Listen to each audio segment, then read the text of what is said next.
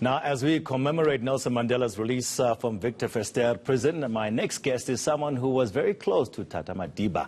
MaDotwana, also known as MaDlomo, worked as a nurse for the Johannesburg City Council between 1953 and 1973.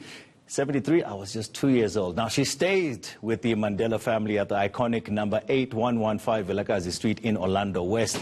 She accompanied the late Mama Winnie Mandela on her first visit to Robben Island back in 1962. Her late husband, Dr. MaDotwana, also played a vital role when Mandela was arrested. She joins us now. She'll share some of those moments here on ANC, along with her granddaughter, Andiswa. MaDlomo, thank you so much for coming through. Can you please just take us back to what you remember when you went with Ma Winnie to Robben Island back in 1962? It was 1964. 1964. Yes. Well, it was very exciting to get there, but at the same time, conditions were not conducive. We were so looked after by the security branch.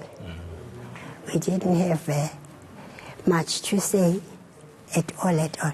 Yeah. It was very uncomfortable.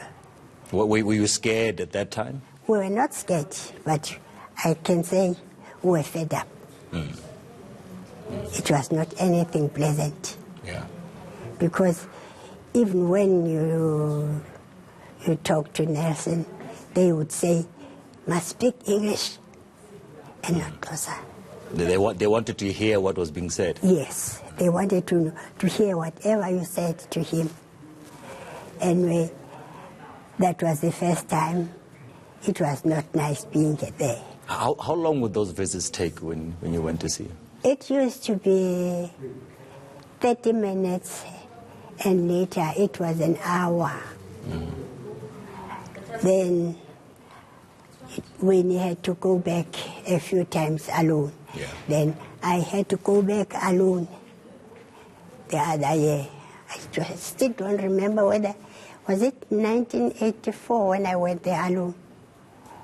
No, 1974, I went there alone. Yeah. Oh, it was terrible. Getting into that boat. There was a boat for the whites, and there was a boat for the blacks. It was bad. It was terrible. No, because how was he? What were his spirits back in those days? What would he say to you? He will always say to me, Nkosazana, when I come out of here, Mhlanda phuma up. He used to say always when I get there, Mhlanda phuma up. Nkosazana. So we would talk about things at home, what was happening to the children, and so on and so on. Amazing, amazing. Tell us about the role of your husband, Dr. Mafu, as well. Oh, with my husband, we used to take the children to Swaziland. He used to help me take the children, put his children to Swaziland at school. Yeah. Then, when I had to go to Robben Island for the second time, he said, I want to accompany you. So we went there together. At that time, now he was at Portsmouth. He was at Portsmouth. When we got there, the policeman was there. He was a very kind man, because he said to me, your uncle has not had a visit last month, so you are going to stay here for 2 hours. Oh, nice. So we stayed with Budi for 2 hours. Yes. My husband was always there. Whenever Budi wanted anything, he would write us a letter. I remember one time he said he wanted a fountain pen packet where we have got a pen and a pencil. Yes. So he wanted that. Okay. So my husband had to make sure that we sent that to him, and he said we must engrave it. Nelson Rolihlahla Mandela. Wonderful, wonderful. Let me just speak to Andiswa, your granddaughter who's here with you. I mean, what do you take? I'm sure you've heard most of these stories, you know, at home and so forth. What do you take from all of this? From what I've learned is how difficult it was back then, and the price that has been paid for our freedom. I look at my grandmother and the family history that was there, and you get to realize that it was never a walk in the park to get us to where they are. Yeah. And the times that they lived in, a resemblance of what black people have had to go through to get us to where we are now, you know. But it also strengthens me on a daily basis to continue to pursue the things that we still need to do. And I'm still very active within the organization myself, with the knowledge that there's still a lot that still needs to be done for the future generations. Okay. Yeah. MaDlomo, what would you have to say about today's South Africa?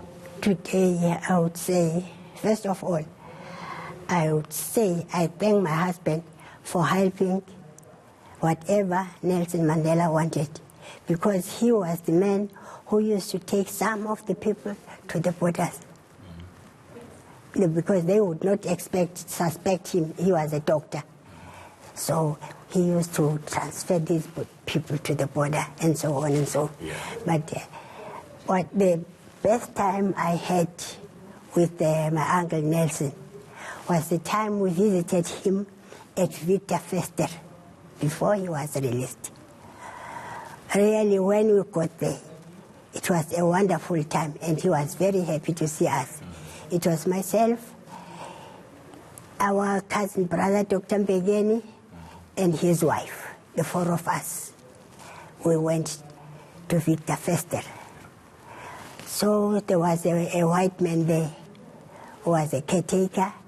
He made us a wonderful lunch, so we had to sit at table with Nelson. Oh, it was wonderful. It was wonderful. Those are memories where things were getting better. It was wonderful. Yes, 100%. That was in 1989 in April. Okay.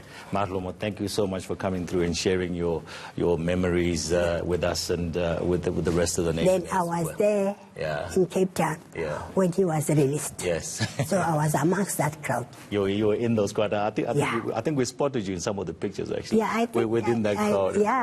I was there. So it was wonderful. Fantastic. Thank you so much for coming through. And Andiswa, thank you for bringing your grandmother. Thanks. All right. Fantastic.